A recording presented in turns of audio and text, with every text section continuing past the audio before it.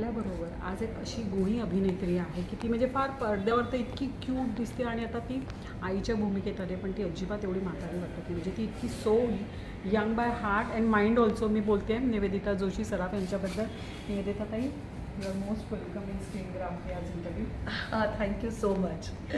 बरं, तुमचा जो रोल आहे या मालिकेमधला रत्नमालाचा, म्हणजे त्या कॅरेक्टरचं फ्लो सांगू शकाल का प्रेक्षकांना? तुम्ही आताच म्हणजे प्रेक्षकांना इतकं तुम्ही गोड आणि ते स्वीट वाटतात की म्हणजे कोणालाही ती आपली आईच वाटावी. हो, एक खूप छान कॅरेक्टर मला कळायला मिळतं आहे की आमची जी सिरियल चालू आहे सध्या, भाग्य दिले तुम्हाला, कलर्स मराठीवरती, आणि रात्री 9:30 वाजता सोमवार ते शुक्रवार हा शो चालू आहे. आणि खूप छान कॅरेक्टर आहे आणि खूप अल्पावधीतच ही सिरियल लोकांना आवडली आहे. आणि यातली सगळी कॅरेक्टर्स लोकांनी आपलीशी केली आहेत. रत्नमालाचं कॅरेक्टर, कावेरीचं कॅरेक्टर, राजवर्धनचं कॅरेक्टर, सुदर्शनचं कॅरेक्टर, इवन आमचा जो आदित्य आहे ते, सानिया असेल किंवा आकांक्षा असेल, बच्चू मामाचं कॅरेक्टरसुद्धा सगळ्या लोकांना ना ती आपलीशी वाटत आहे. आणि ती सर्वात मजा, जेव्हा लोकांना त्या पर्टिक्युलर सिरियलमधली कॅरेक्टर्स जेव्हा आपलीशी वाटतात, जेव्हा आपल्या घरातली असल्यासारखी वाटतात, तेव्हाच ती कॅरेक्टर्स जास्त वर्क करतात. इवन सानियाच्या आईचं काम करते ती, सुरभीसुद्धा. सो अशा ह्या सगळ्या लोकांना, आमच्या मालिकेतल्या सगळ्या कलाकारांना लोकांनी पसंतीची पावती दिली आहे. आता त्यातल्या रत्नमालाबद्दल बोलायचं झालं तर एक खूप काय म्हणूया आपण, एक अतिशय मॅच्युअर, शांत, विचारी, गंभीर अशा स्वरूपाची ही स्त्री आहे की जिनी अक्षरशः मुंबईत 1200 रुपये हातात घेऊन पाऊल टाकलं आपल्या लहान मुलाला घेऊन नवरा गेल्यानंतर. आणि एक खूप मोठा एवढा व्यवसाय तिने उभा केला, फक्त एकटीच्या हिमतीवरती, कोणाच्याही आधाराशिवाय. एका छोट्याशा टपरीपतनं तिने चहाची सुरुवात केली, कारण तिच्या हातचा चहा सगळ्यांना आवडायचा, आणि त्याचं रूपांतर पुढे बाहेरचा चहाच्या एवढ्या मोठ्या व्यवसायात केलं. अशी ती अतिशय कर्तबगार स्त्री आहे, एम्पावर्ड स्त्री आहे. म्हणून मला हे कॅरेक्टर खूप आवडतं करायला. पण ते सगळं करताना तिने कुठेही तिचं फॅमिली असेल किंवा तिची तत्त्व असतील बिझनेस करण्यामागची, त्याच्याशी तडजोड केली नाही. आणि त्याचबरोबर ती आधुनिक विचारांची सुद्धा आहे. म्हणजे कसं आहे की संस्कृती आणि परंपरा आणि रूढी यांच्यामधलं फरक तिला फार चांगला माहिती आहे की संस्कृती परंपरा जपायला पाहिजे, पण रूढी जर काळानुरूप लोकांना त्रास देत असले तर त्या तुम्ही सोडून दिल्या पाहिजेत. हा एक खूप मोठा विचार या मालिकेतून मांडला गेला.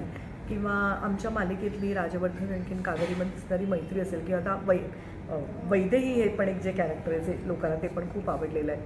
तर त्या तिघांची मैत्री जी असेल तर ती त्या मैत्रीकडे जो बघण्याचा दृष्टिकोन असतो समाजाचा, त्याच्यावरती पण खूप छान भाष्य या सिरियलमध्ये केलेलं आहे की तुम्ही तुमच्या मैत्रीला लेबल द्यायची गरज नाही, नाव द्यायची गरज नाही. तुमची मैत्री जेन्युइन नसेल, निर्मळ असेल तर तुम्हाला त्याच्यासाठी काही स्पष्टीकरण द्यायची गरज नाही आहे.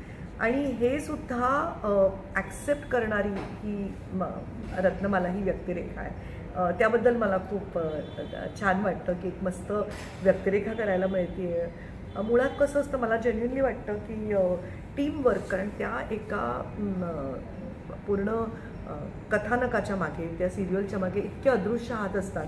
जसे आमचे निर्माते आहेत विद्याधर पाठारे, आमचे जे प्रोजेक्ट हेड आहेत मनीष दळवी, ज्यांनी सुरुवातीला या सिरियलला गायडन्स दिला, ते आमचे वैभव चिंचाळकर असतील, ह्या सगळ्यांबरोबरच. कारण मला वाटतं सिरियल, टेलिव्हिजन हे ना लेखकाचं माध्यम, जसं आपण म्हणतो थिएटर हे ॲक्टरचं माध्यम आहे किंवा चित्रपट हे दिग्दर्शकाचं माध्यम आहे, तसं मला असं खूप वाटतं की टेलिव्हिजन हे लेखकाचं माध्यम आहे. खूप डिफिकल्ट आहे सतत डेली सोप लिहिणं.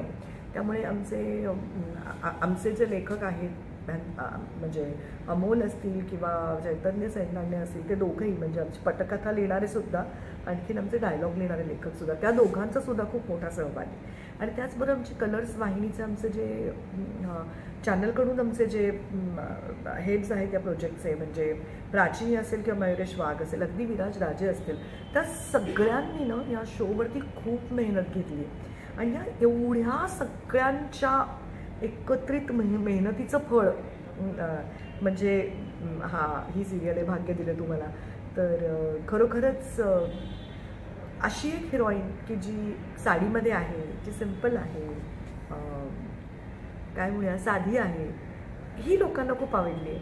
ह्याच्याबद्दल मला खूप आनंद होते. म्हणजे अशी मालिका जेव्हा वर्क होते तेव्हा ओव्हरऑल इंडस्ट्रीसाठी ते चांगलं असतं. सो दॅट लोक अशा प्रकारच्या मालिका करायला धजावतील आणि ज्याच्यामध्ये तुम्ही संस्कृतीबद्दल, परंपरेबद्दल, आपल्या काय म्हणूया नात्यांकडे बघायच्या दृष्टिकोनाबद्दल खूप छान भाष्य ही मालिका करते. आणि संवाद पण त्याच्यातले इतके असे सहज आपण बोलतो ना असे आहेत, कुठेही त्याच्यात नाटकीपणा नाही आहे. आणि आमचे दिग्दर्शक, कॅप्टन ऑफ द शिप आमचे सागर खेऊर म्हणून आमचे जे दिग्दर्शक आहेत ते पण खूप मेहनत घेतात या मालिकेवरती, कारण captain of the ship correct असणं फार गरजेचं आहे. सो अशा या सगळ्या अगदी आमच्या स्पॉट बॉईजपासून ते आमचे मेकअप, हेअर, कॉस्ट्युम्स, आमचे कॅमेरामन मुनफ जे आहे, तर हे सगळेच जण त्या आमचा लुक पण खूप छान आहे. असं छान मस्त चकाचक शो दिसतो तो. त्याचबरोबर जेव्हा काही अशा प्रकारचा सीन असेल तर त्याच्यावर मूड लाईटिंग पण खूप छान केलं गेलेलं असेल. तर या सगळ्या लोकांच्या मेहनतीचं हे फळ आहे असं मला वाटतं. बरं, निवेदिता जोशी आणि रत्नमला यांच्यामध्ये किती साम्यता आणि किती विभिन्नता आहे? आपण नेहमी स्त्री भूमिका करतो त्याच्यात कुठेतरी काहीतरी साम्यस्थळं तुम्हाला अनुभवायला मिळतातच. जसं रत्नमाला आहे तसं मी सुद्धा माझ्या प्रोफेशनच्या बाबतीत अतिशय सिरियस आहे. आणि रत्नमाला जशी तिचा घरात प्रवेश करताना बिझनेस उंबरठ्याच्या बाहेर ठेवून येते, तसेच मी सुद्धा घरात प्रवेश करताना माझे सगळे कामाचे प्रश्न आणि कामाचा जो त्रास असेल तो उंबरठ्याच्या बाहेर ठेवूनच येते. आणि इथे जेव्हा मी येते तेव्हा मी घरच्या गोष्टींचं बॅगेज घेऊन येत नाही. रत्नमालाचा आणि माझ्यात ते साम्य, तिला जशी तिची फॅमिली महत्त्वाची वाटते तशी मलाही माझी फॅमिली खूप महत्त्वाची वाटते. ही दोन मला असं वाटतं साम्यस्थळ आहेत. आणि काय म्हणूया दोघी मला पण आणि तिला पण खूप चांगलं आई व्हायचं आहे अजूनही, तर ते पण एक साम्यस्थळ असू शकतं. बरं, तुम्ही रत्नमाला म्हणून तुम्ही उद्योजिका आहात, पण तुम्हाला रिअल लाईफमध्ये आता कारण करोनाने इतकं सगळ्यांना शिकवलं की एक बिझनेस नसेल किंवा एखादं पॅशन चालत नसेल तर दुसरं काहीतरी करा, तर तुम्हाला कुठला बिझनेस करायला आवडला? तुम्ही म्हणजे निवेदिता जोशी सर आपल्याला? ॲक्च्युली ऑलरेडी माझा एक बिझनेस आहे. म्हणजे माझं स्वतःचं हंसगामिनी म्हणून साड्यांचं लेबल आहे, ज्याच मी गेली 10 वर्ष तो बिझनेस करते आहे. तर त्याच्यामुळे तो बिझनेस आहेच side by side. Me acting करते त्याबरोबरीने. आणि एक मी फूड चॅनल पण ओपन केलं, निवेदिता सर ऑफ रेसिपीज, ते आहे. मी हा डेली सोप करते. त्याचबरोबर मी स्वरा आणि ते दोघं नावाचं माझं एक नाटक चालू आहे. आणि अजूनही वाडा चिरेबंदीचेही प्रयोग होत आहे. तशी ही 2 नाटकं, एक मालिका, साड्यांचा बिझनेस, आणखीन ऑलरेडी माझं फूड चॅनल आहे. या सगळ्या गोष्टी काय म्हणूया आपण छान काय म्हणूया प्लेट इज फुल. या सगळ्या तारांवरची कसरत करायचा मी प्रयत्न करते. प्रत्येक ठिकाणी न्याय द्यायचा मी प्रयत्न करते. तर मला असं वाटतं उलट पॅन्डेमिकनं लोकांना वेगळा विचार करायला खूप शिकवलं, आउट ऑफ द बॉक्स जाऊन, की आपल्याला खरंच ह्या गोष्टी केल्या पाहिजेत. पण त्याचबरोबर मला असं वाटतं की एका गोष्टीबद्दल तुम्ही खूप सिरियस आणि पॅशनेट असलं पाहिजे. जशी माझ्या ॲक्टिंगच्या संदर्भात आहे की त्याच्याशी मी कुठल्याच काहीच गोष्ट करताना तडजोड कशाची करायची नसते, पण एका गोष्टीवरती खूप एकाग्र लक्ष करणं गरजेचं असतं, जे माझ्या ॲक्टिंगवरती आहे. तुम्हाला लहानपणापासून ॲक्टरच व्हायचं होतं का? आणि तुम्ही ॲक्टर नसताना तर काय केलं असतं तुम्ही? नाही, मला ॲक्टरच व्हायचं होतं. मला समजायला लागल्यापासून मला ॲक्टरच व्हायचं होतं. आणि ॲक्टर जर का तुम्ही नसता तर म्हणजे काय दुसरं केलं असतं in case of? I don't know. माझी खूप पॉइंटेड ॲम्बिशन होती. कदाचित कुठल्या तरी कॉर्पोरेटमध्ये HR डिपार्टमेंटमध्ये काम केलं असतं प्रॉब्लेम. बरं, नाटक करत आहात तुम्ही, तुमचे बिझनेस आहेत आणि पुन्हा मालिका, म्हणजे सगळ्यांना वेळ कसं, टाईम मॅनेजमेंट कसं करता तुम्ही? पुन्हा घर आहे? नाही, घर तर महत्त्वाचं आहे सर्वात पहिलं. नाही, कसं असतं, जसं आता माझ्या घरी माझ्याकडे आई आणि मुलगी काम करतात, आमच्या सरिताताई आणि सरू, आमची सरिता आणि तिची आई सविता, अशा दोघी करतात. सो आणि माझ्या पूर्ण कुटुंबाचं मला खूप पाठबळ मिळतं. म्हणजे अनिकेत माझा मुलगा इकडे होता तेव्हा त्याचा सपोर्ट असायचा, अशोकचा खूप मला सपोर्ट आहे. तर कुठलीही स्त्री सपोर्ट सिस्टीमशिवाय उभी राहू शकत नाही. आज मी पण जी उभी आहे ती माझ्या सपोर्ट सिस्टीमवरती उभी आहे. आज मी पण येताना डबा घेऊन येते की अशोक कुठे जाताना त्यांचा डबा, त्यांच्या सगळ्या गोष्टी, त्यांचा डॉक्टर, त्यांची औषधं पण मी बघत असते. अगदी बाहेरचं सामान. आता काय ना, आपल्या शहरात एक इतकी गोष्ट छान आहे, आज भाजी पाहिजे तर माझे बांधलेला भाजीवाला आहे, त्याला फोन करून मी भाजी घरी मागवते आणि त्याला ऑनलाईन पेमेंट करते. वाणी आहे, त्याला फोन करून सामान घरी मागवते, ऑनलाईन पेमेंट करते. पण मला टाईम मॅनेजमेंट करावी लागते, कारण मी 6 ते 7 सकाळी योगाचा माझा पॉवर योगाचा क्लास असतो आठवड्यातनं 3दा, आणि आठवड्यातनं 3दा मी ट्रेडमिलवरती चालते, जी माझ्या घरातच आहे. तर मी 5 वाजता उठते त्याच्यासाठी. हो, कारण मला प्रार्थना करून, मेडिटेशन करून, पूजा वगैरे करून, स्वयंपाक करून, डबा घेऊन घरातनं बाहेर पडायचं असतं. सो टाईम मॅनेजमेंट करण्यासाठी ऑलमोस्ट आठवड्याचा एक मेनू तयार करतो आम्ही, मी आणि सविता म्हणून, की आता जसं असतं सोमवार, म्हणजे आता सध्या तर मी नॉनव्हेज खातच नाही, पण आम्ही नॉन व्हेजिटेरियन्स आहोत. सोमवार गुरुवार आमच्याकडे व्हेजिटेरियन असतं. मग व्हेजिटेरियन असेल तेव्हा सकाळी काय असेल, नाश्त्याला काय असेल, जेवायला काय असेल, कारण जर जे मला डबा घेऊन जायचं त्याची भाजी माझी आदल्या दिवशी कापलेली असली पाहिजे. सो असं ना, कारण माझ्याकडे ती एकच अर्धा 1 पाऊण तासाचीच विंडो असते ज्याच्यात मला स्वयंपाक करून टाकायचं असतो, निघायचं असतं. सो त्यासाठी त्या गोष्टी आलेल्या असल्या पाहिजेत. सो म्हणजे जसं बाकी पण मी मुळात मी स्वतः स्पोर्ट्स मेडिसिन केलं असल्यामुळे डाएटच्या बाबतीत मी खूप जागरूक आहे. जसं समजा आता उसळ असेल तर त्या दिवशी आमटी करायची नाही, आता ते तिला पण माहिती झालं आहे, प्रोटीन क्लॅश होतं. किंवा जर फिश करी केली असेल तर त्या दिवशी पालेभाजी कंपल्सरी करायची. सो असं ते मॅनेज करून माझं असं एक मेनू मी आठवड्याभराचा तयार केला असतो. सो ती टाईम मॅनेजमेंट केली तर मला वाटतं सगळं सोपं असतं. तुम्ही म्हणजे अगबाई सासूबाई, अगबाई सुनबाई आणि त्याच्यानंतर आता म्हणजे तुम्ही जो एकदम एक क्यूटचा लुक आहे, एक सोज्वळपणा आहे, किंवा तुमचं जे तुमच्या फिल्म होत्या त्याच्यामध्ये अगदी घरगुती मुलगी अशा प्रकारे तुमच्या नेहमी भूमिका देतात. पण तुम्हाला असं कधी वाटलं नाही की एखादी खलनायिका करावं किंवा ऑफबीट कॅरेक्टर करावं, असं कधी टेम्पटेशन वाटलं? ऑफबीट कॅरेक्टर केलेत मी, म्हणजे ऑफबीट म्हणजे आपण आपल्या कम्फर्ट झोनच्या बाहेर जाऊन जे काम करतो ते. जसं एक केसरी नंदन नावाची सिरियल होती हिंदी, कलर्स हिंदीसाठी करत होते.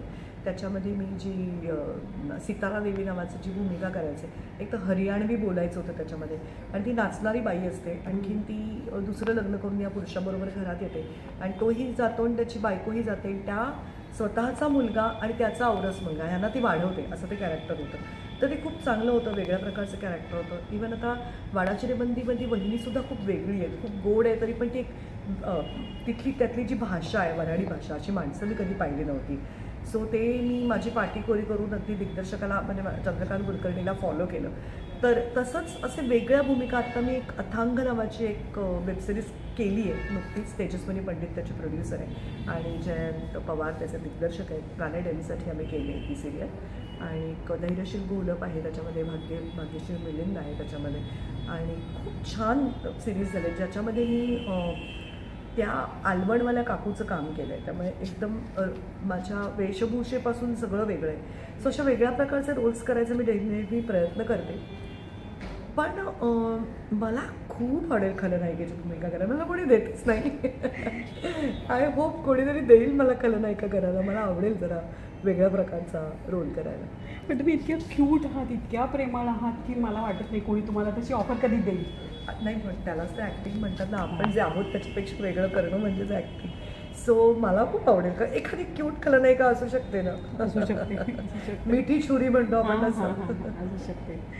निवेदिता ताई, म्हणजे तुम्ही मला पक्की खात्री की तुम्हाला अनेक वर्ष ऑफर येत असणार टी व्हीचं, मग इतका लेट का केलात बरं? नाही, मी करतच होते. म्हणजे मी किंग अंकल नंतर, किंग अंकल, माझा चकुला मराठीत, आणि किंग अंकल हिंदीत, आणि श्रीमंत नावाचं नाटक, ह्याच्यानंतर मी 14 वर्षाची गॅप घेतली होती. माझा मुलगा लहान होता त्यामुळे 14 वर्षानंतर जेव्हा मी परत सुरुवात केली काम करायला, तेव्हा मी थिएटरपासून जाणून बुजून नाटक निवडलं होतं, कारण नाटकाला एक रिहर्सलचीच प्रोसेस असते. त्याच्यामुळे 14 वर्षानंतर जेव्हा मी कामाला सुरुवात केली त्याच्यातून मी उलट भरपूर टेलिव्हिजनच केलं.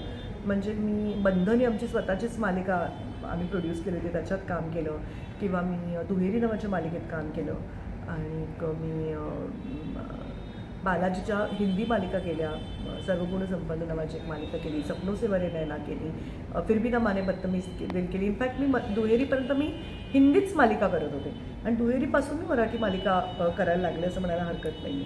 दुहेरीनंतर मी केली केसरी नंतर लगेच केली अगबाई सासूबाई, अगबाई सुनबाई आणि ताई. उलट मी सातत्याने सेकंड इनिंगमध्ये काम करते असं म्हणायला हवं. ओके, म्हणजे 14 वर्षाचा गॅप होता तर एक वनवासच म्हणायला पाहिजे. मी त्याला वनवास नाही म्हणणार, एक असं म्हणेन की तो माझा चॉईस होता, आणि मी तोही खूप एन्जॉय केला. कारण जेव्हा तुम्ही नुसते ऑब्झर्वर असता तेव्हा पण तुम्ही खूप अनुभवांचं गाठोडं तुमच्यापाशी बांधलं जात असतं, ज्याचा उपयोग जर तुम्ही परत काम करायला लागता तेव्हा तुम्हाला त्याचा फायदा होतो. सो बनवास नाही, पण एक काय म्हणूया आपण, एक छान अशी गॅप ती घेतली गेलेली. परत हेच तर या व्यवसायाचं खूप छान यश आहे की तो व्यवसाय तुम्हाला सामावून घेतो. तुमच्यात टॅलेंट असेल तर तुम्ही डेफिनेटली कधीही पुन्हा या व्यवसायात येऊ शकता. आणि त्याबरोबर मी मानते माझे गुरु अक्कलकोट स्वामी महाराज आणि माझी आई, जिची खूप इच्छा होती की मी सतत काम करावं. सो तिचे आशीर्वाद, शी इज नो मोर, हे कुठेतरी मला संधी देत आहेत आणि बळ देत आहेत. कारण आपल्याला संधी मिळते पण त्याचं सोनं करणं आपल्या हातात असतं. सो त्यामुळे छान रोल्स मला सेकंड इनिंगमध्ये मिळत आहेत करायला. असेच तुम्हाला रोल मिळत ना. अशोक मामा तुमच्या जेव्हा भूमिका पाहतात छोट्या पडद्यावर तर काय रिॲक्शन असते त्यांची? बऱ्याचदा टीका तर डेफिनेटली असते. आम्ही दोघे एकाच प्रोफेशनमधले आहोत आणि ते स्वतः इतके अमेझिंग ॲक्टर आहेत आणि त्यांनी इतकं अमेझिंग बघितलं आहे, केलं आहे की डेफिनेटली ते पहिल्यांदा तर त्यांची टीकाच असते. कारण नॅचरली त्याचं असं म्हणणं असतं की तुझं काय चूक आहे ते कदाचित बाहेरचे लोक तुला सांगणार नाहीत, पण मी सांगणं फार गरजेचं आहे. आणि खूप सकारात्मक टीका असते त्यांची की जे ऐकून मला त्याच्यातनं शिकून पुढे जाता येतं आणि एखादं चांगलं वाटलं तर ते अप्रिशिएटही करतात. त्यांना कधी तुम्ही हे नाही पुश नाही केलं की चला ना एखादी मालिका करा वगैरे? नाही, अजून असं काही नाही आहे. पण डेली सोप नाही, पण एखादी अशी ट्वाईस अ वीक किंवा थ्राईस अ वीक अशी काही मालिका असेल तर ते नक्की करतील. त्यांना आवडेल करायला. आणि म्हणजे काही प्रोडक्शनमध्ये तुमचं काही सुरू आहे का आता? नाही, आम्ही प्रोडक्शन नाही आता नाही करत आहे आणि आत्ता करायचं नाही एवढ्यात तरी असं ठरवलं. माझा मुलगा कदाचित या देशात असता तर गेलो असतं. माझा पुढचा प्रश्न तोच होता, म्हणजे तो तुम्हाला या क्षेत्रात यायला, म्हणजे तुम्ही असं त्याला हे सांगितलं की मार्गदर्शन, की तो ज्या फील्डमध्ये युअर ओके विथ इट? आमच्या दोघांच्याही पालकांनी आम्हाला सांगितलं नाही की आम्ही काय करावं आयुष्यात. तो आमचा चॉईस आम्ही केला आणि आम्ही ठरवलं आणि आम्ही आमचा मार्ग निवडला. सेम वे आम्ही पालक म्हणून अनिकेतला सांगणार नाही की त्यांनी काय करावं. त्याचा मार्ग त्यांनी निवडला आहे, त्या दिशेने त्याची वाटचाल चालली. त्याला आम्ही कायमच सपोर्ट देऊ. कारण आपण जे काम करतो आहे, ज्याच्यातनं आपलं अर्थार्जन होतं आहे, ती गोष्ट आपल्याला आवडते पण आहे. हे एक खूप मोठी गोष्ट असते. ते तुम्हाला आनंद देतं आहे तुमचं काम, ज्यामुळे तुम्ही त्या कामावरती आणखीन श्रद्धेने ते काम करू शकता. हे फार महत्त्वाचं आहे. भाग्यावर तुमचा किती विश्वास आहे? खूप विश्वास आहे. कारण येस, तुम्हाला जी पहिली संधी मिळते ती तुमच्या भाग्यात असल्यामुळेच तुम्हाला ती पहिली संधी मिळते. त्या संधीचं सोनं करणं, मेहनत करणं, प्रचंड परिश्रम करणं हे तुमच्या हातात असतं. आणि आपण बघतो किती जणांना आयुष्यात उशिरा संधी मिळते आणि त्याचंही ते सोनं करून दाखवू शकतात. किती जणांना आयुष्यात संधीच मिळत नाही. कदाचित मग तुम्ही चुकीच्या मार्गाने जाताय का हा प्रश्न आपण आपल्याला विचारायचा असतो की पुन्हा एखादी गोष्ट करून जर मला त्या साईडला जायला मिळत नाही तर मी माझा मार्ग बदलणं गरजेचं आहे का, हा विचार प्रत्येकाने करायचा असतो. आणि हे इतकं काय म्हणूया आपण निरीक्षक सापेक्ष आहे या गोष्टीकडे बघणं. पण आध्यात्मिकदृष्ट्या तर मला असं डेफिनेटली वाटतं की तुम्ही तुमचं लाईफ स्क्रिप्ट स्वतः लिहिता तर तुमच्या आयुष्यातले येणारे प्रॉब्लेम्स पण तुम्ही घेऊन आलेले असता. त्या प्रॉब्लेम्समधनं काय शिकायचं हे जे एकदा आपण कळलं आपल्याला की मग तो प्रॉब्लेम न राहता ती एक त्याचं रूपांतर एका संधीतच होतं असं मला वाटतं. वेल सेड. या मालिकेनंतर म्हणजे भाग्य दिले तुम्हाला या मालिकेनंतर ते बरोबर आणखी काही करत आहात आपण? नाही, आत्ता माझी जी 2 नाटकं चालत तर मला म्हणते की मी स्वरा आणि ते दोघं हे माझं एकदंत क्रिएशनचं नाटक आत्ता ऑलरेडी चालू आहे. आणि गेली 7.5 वर्ष आम्ही अगदी भक्तिभावाने वाडा चिरेबंदी हे नाटक करतो आहे, सेम कास्ट आमची. तर त्याचे वाडा चिरेबंदीचे 4 प्रयोग आणि मी स्वरा आणि ते दोघंचे पण 10-12 प्रयोग असतातच महिन्याला, एव्हरी सॅटर्डे संडे असल्यामुळे. त्याचबरोबरीने माझं यूट्यूब चॅनल चालू आहे, निवेदिता सराफ रेसिपीज. आणि आता मध्ये पॅन्डेमिकमध्ये हंसगामिनी माझा जो ब्रँड होता तो बंद होता, पण तो परत आता ओपन करायचा माझा मानस आहे. त्याच्यामुळे त्याच्यावरती मी काम करणार. थँक्यू सो मच स्क्रीनग्राफीबरोबर बातचीत केल्याबद्दल आणि पुन्हा तुमच्या नवीन क्रिएशनबद्दल आम्हाला परत तुम्हाला भेटायला आवडेल. Thank you so much. आणि तुम्ही पण खूप छान प्रश्न विचारले आणि मला अगदी तुम्हाला एक कॉम्प्लिमेंट द्यावीशी वाटते की बऱ्याचदा इंटरव्ह्यू घेणारे स्वतःच इतके बोलत असतात, पण इथे तुम्ही मला इतकं छान बोलतं केलं आणि ते तुमचं कसं आहे असं म्हणायला पाहिजे. थँक्यू. Thank you ma'am.